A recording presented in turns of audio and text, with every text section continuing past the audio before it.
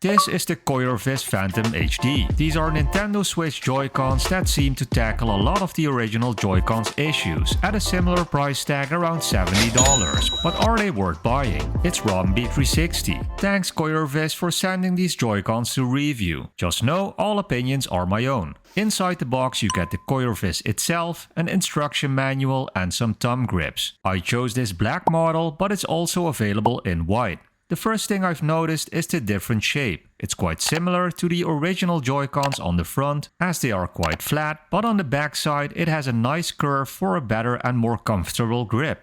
It also has a nice subtle texture on the back for an even better grip. On the front you have pretty much the same buttons and layout, but there are some differences. For example, the design of the ABXY buttons look a bit different, but they also have a different feel to them when you press them. That's because the Coiorvis has mechanical switches, which not only make them sound satisfying, but they are also very responsive and clicky, and have a 5 million click lifespan, which makes them incredibly durable. And the same goes for the triggers, because they also have mechanical switches and provide the same satisfying clicking sound.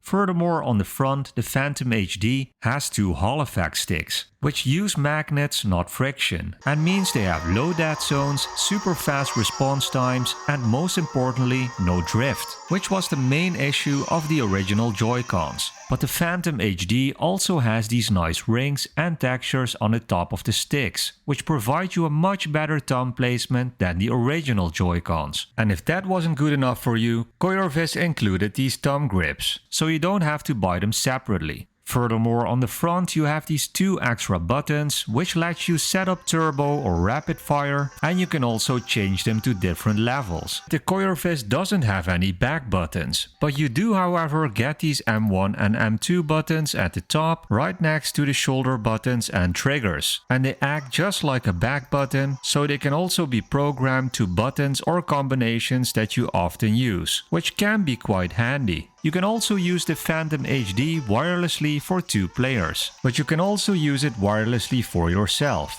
Personally, I don't use this a lot, but in case you do, just know it's possible. And if you value motion controls, the Phantom HD also has a gyroscope, which works pretty good.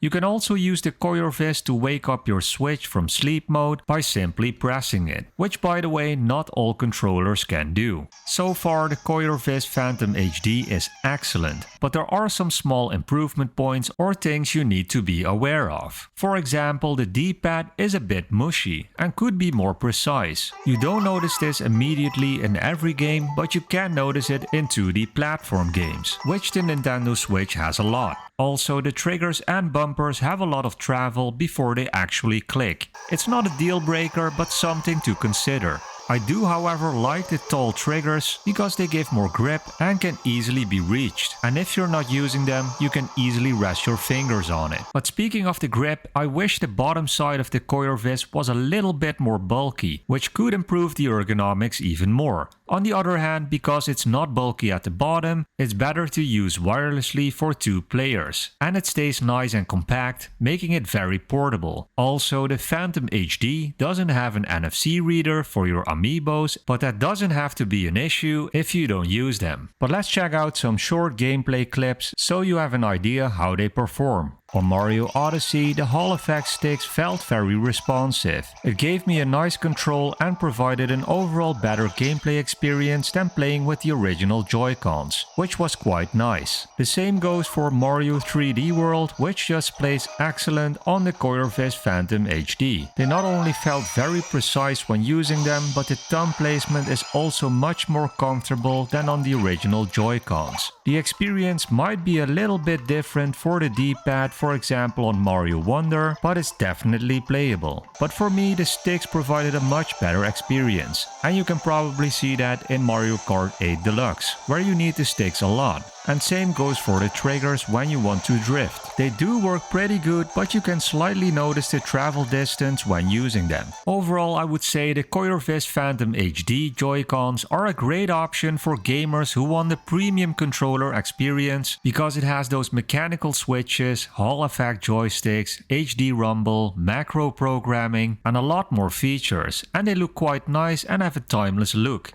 Yes, the D-pad and triggers could have been a little bit better, but overall this is an excellent controller, and having those Hall effect sticks to avoid stick drift will give you a little bit ease of mind, and that compact but comfortable design will give you a much better gaming experience and make this controller a game changer, especially if you're used to playing with the original Joy-Cons. So if you're a Switch gamer looking for new and improved Joy-Cons at almost the same price of around $70, the Coiorvis Phantom HD are definitely worth checking out. But what are your thoughts? Let me know in the comments what features are most important to you in a Switch controller, and don't forget to like and subscribe or click here to see the next video. See you there!